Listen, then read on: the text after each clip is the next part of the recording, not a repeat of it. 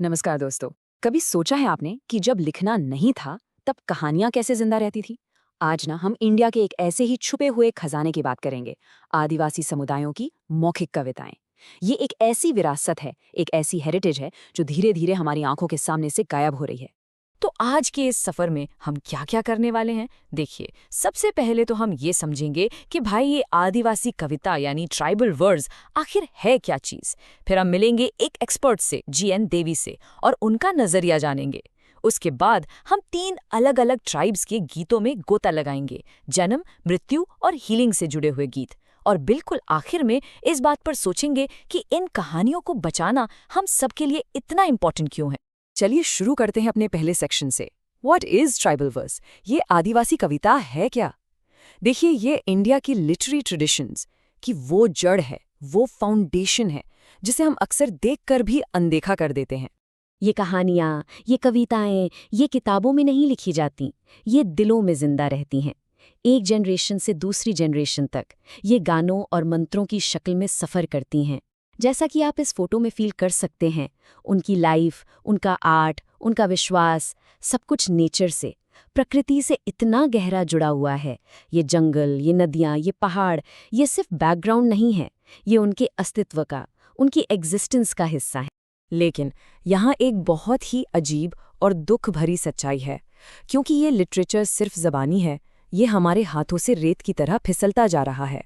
शहरों का बढ़ना, छपी हुई किताबों का कल्चर और इन कम्युनिटीज़ को अलग थलग कर देना, इन सब की वजह से हम अपने इतिहास का, अपनी हिस्ट्री का एक जिंदा हिस्सा हमेशा के लिए खो रहे हैं। ज़रा सोचिए, ये बिल्कुल वैसा है जैसे एक पूरी लाइब्रेरी में आग लगी हो और हम बस खड़े होकर देख रहे हैं। तो सवाल ये उठता है कि इस जलती हुई लाइब्रेरी को कैसे बचाया जाए। इस सवाल का जवाब ढूंढने में हमारी हेल्प करेंगे GN देवी। ये एक ऐसे स्कॉलर हैं जिन्होंने अपनी पूरी जिंदगी इन खोई हुई आवाज़ों को समझने और उन्हें संजोने में लगा दी है। तो चलिए उनके कोर आर्ग्यूमेंट को थोड़ा आराम से गहराई से समझते हैं। देखिए, GN देवी कोई मामूली प्रोफेसर नहीं है। उन्होंने गुजरात में एक ट्राइबल अकेडमी शुरू की, जहां आदिवासी भाषाओं और उनकी कलाओं को जिंदा रखा जाता है। उन्हें उनकी बुक आफ्टर एमनेशिया के लिए साहित्य अकेडमी अवार्ड भी मिल चुका है, जो इंडिया का सबसे बड़ा लिटरेरी अवार्ड है। मतलब साफ है, जब वो आदिवासी लिटरेचर के बारे में कुछ कहते हैं तो पूरी दुनिया सुनती है। देवी कहते हैं कि आदिवासी सोच और हमारी मॉडर्न सोच में एक जमीन आसमान का फर्क है। हम हर चीज को लॉजिक से, रीजन से देखते हैं, जबकि वो इंट्यूशन यानी सहज बोध पर ज्यादा भरोसा करते हैं। हमारे लिए जमीन एक प्रॉपर्टी हो सकती है, उनके लिए वो एक पवित्र जगह है, एक सेक्रेट स्पेस। हम समय को घड़ी से नापते हैं, 1 घंटा, 2 घंटा। उनके लिए समय मौसम के बदलने से जुड़ा है। ये दो अलग अलग दुनियाएं हैं जो एक ही धरती पर रहती हैं। अब इस पूरी डिस्कशन का जो सेंटर पॉइंट है वो है ये शब्द, ओरैलिटी, यानी मौखिकता। इसका मतलब बड़ा सिंपल है, वो लिटरेचर जो कागज पर नहीं बल्कि आवाज और मेमोरी में जिंदा रहता है। ये कहानियाँ, गीत, मंत्र, ये सब याद करके एक पीढ़ी से दूसरी पीढ़ी तक पहुंचाए जाते हैं। हम अक्सर भूल जाते हैं कि लिखना तो इंसानी हिस्ट्री में बहुत नई चीज़ है। उससे हजारों साल पहले से लिटरेचर सुना और सुनाया जाता रहा है। और यहाँ पर GN देवी एक बहुत बड़ी बात कहते हैं। वो कहते हैं, मैं अब लिटरेचर को सिर्फ लिखी हुई चीज के रूप में नहीं सोच सकता। ये एक छोटा सा सेंटेंस है, पर इसका मतलब बहुत गहरा है। इसका मतलब है कि हमें अपनी लिटरेचर की डेफिनेशन को तोड़ना होगा, उसे बड़ा करना होगा, क्योंकि अगर हमने ऐसा नहीं किया तो हम इंडिया की इतनी सारी अनमोल जुबानी परंपराओं को अपने ही हाथों से खत्म कर देंगे। तो चलिए, इस नई सोच के साथ अब हम आदिवासी कविता की असली दुनिया में एंटर करते हैं। हमारा पहला स्टॉप है मुंडा जनजाति का एक बहुत ही प्यारा सा गीत, जो एक बच्चे के जन्म पर गाया जाता है। इस गीत को समझने से पहले मुंडा लोगों के बारे में थोड़ा जान लेते हैं। ये वो लोग हैं जिन्होंने बिरसा मुंडा जैसे क्रांतिकारियों के साथ अपनी जमीन और आज़ादी के लिए लड़ाई लड़ी। उनके समाज में औरतें यानी विमेन बहुत इंपॉर्टेंट रोल प्ले करती हैं, और उनकी जिंदगी शहरों की भागम भाग से नहीं बल्कि प्रकृति की लय से, नेचर के रिदम से चलती है। ये सारी बातें आपको उनके गीतों में साफ दिखेंगी। अब जरा इस गीत की इन लाइंस पर गौर कीजिए। मेरी माँ सूरज उगा, एक बेटा पैदा हुआ। मेरी माँ चांद उगा, एक बेटी पैदा हुई। यहाँ बेटे को सूरज से जोड़ा गया है, तेज रोशनी से भरा, और बेटी को चांद से, शांत, ठंडक देने वाली। लेकिन क्या ये सिर्फ एक कंपैरिजन है या इसके पीछे कोई बहुत गहरा मतलब छुपा है? चलिए आगे देखते हैं। और अब आती है वो लाइंस जो आपको चौंका देंगी। एक बेटा पैदा हुआ, गौशाला खाली हो गई। एक बेटी पैदा हुई, गौशाला भर गई। हमारी सोसाइटी में जहां बेटी के जन्म पर अफसोस किया जाता है, वहीं मुंडा समाज में बेटी को प्रॉस्पेरिटी, समृद्धि का सिंबल माना जा रहा है। ऐसा क्यों? क्योंकि उनके लिए औरतें सिर्फ घर नहीं चलाती, वो खेती और समाज दोनों की नींव हैं। उनका आना खुशहाली का आना है। ये देवरियों की बात को बिल्कुल साफ कर देता है। एक अलग दुनिया, एक बिल्कुल अलग सोच। तो जन्म के इस खूबसूरत गीत के बाद अब हम लाइफ साइकिल के दूसरे छोर की तरफ चलते हैं, मृत्यु। और इसके लिए हम कोंद जनजाति के एक गीत को समझने की कोशिश करेंगे। अब हम चलते हैं कोंद जनजाति की दुनिया में। कोंडा का मतलब होता है पहाड़ी। इनका मानना है कि मरने के बाद इंसान की आत्मा आसानी से अपना घर, अपना परिवार छोड़कर नहीं जाती, वो वहीं रहना चाहती है। इसीलिए जब किसी की डेथ हो जाती है तो वो सिर्फ दुख नहीं मनाते, बल्कि उस भटकती हुई आत्मा से बात करते हैं, उसे शांत करने की कोशिश करते हैं। ये गेट असल में उस मरे हुए इंसान की आत्मा से एक कॉन्वर्सेशन है। वो कहते हैं, ये हम तुम्हें दे रहे हैं, हम दे सकते हैं, क्योंकि हम अभी भी जिंदा हैं। इन लाइंस में एक अजीब सा कॉन्फिडेंस है।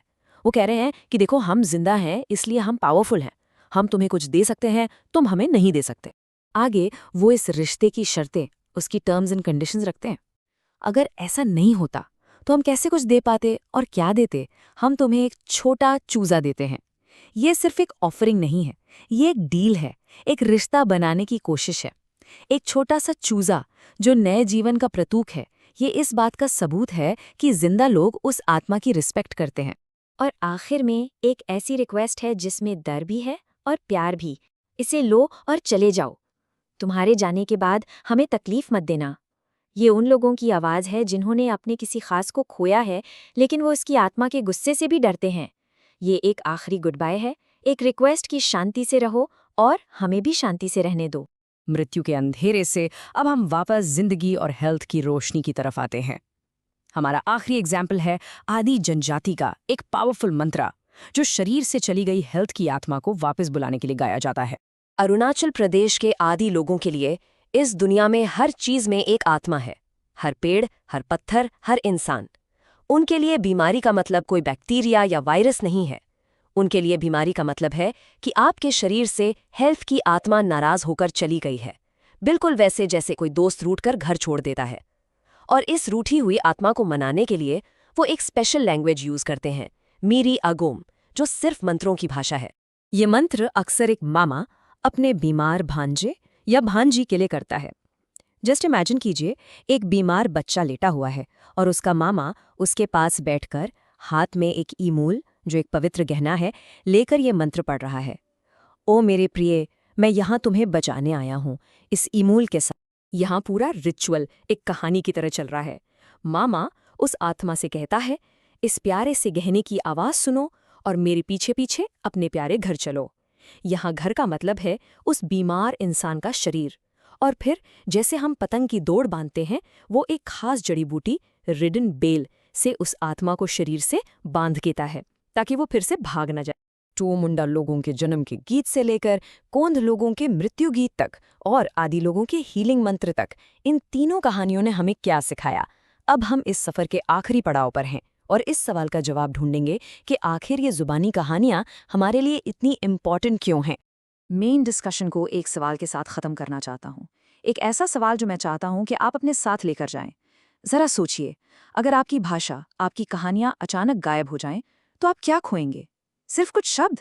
नहीं, आप दुनिया को देखने का एक पूरा नज़रिया, एक पूरी आइडेंटिटी खो देंगे। इसलिए ये याद रखना बहुत ज़रूरी है कि लिटरेचर सिर्फ कागज़ और स्याही से नहीं बनता। वो हमारे बुजुर्गों की आवाज़ में जिंदा रहता है, त्योहारों के गीतों में जिंदा रहता है, बचपन की कहानियों में जिंदा रहता है। इन जुबानी परंपराओं को समझना, उन्हें बचाना, सिर्फ हिस्ट्री को बचाना नहीं है, ये अपने आप को, अपनी कॉमन हेरिटेज को बचाना है। अगर आप ऐसी ही और कहानियों को सुनना और समझना चाहते हैं तो हमारे चैनल को सब्सक्राइब करें। सुनने के लिए बहुत बहुत शुक्रिया। Thank you.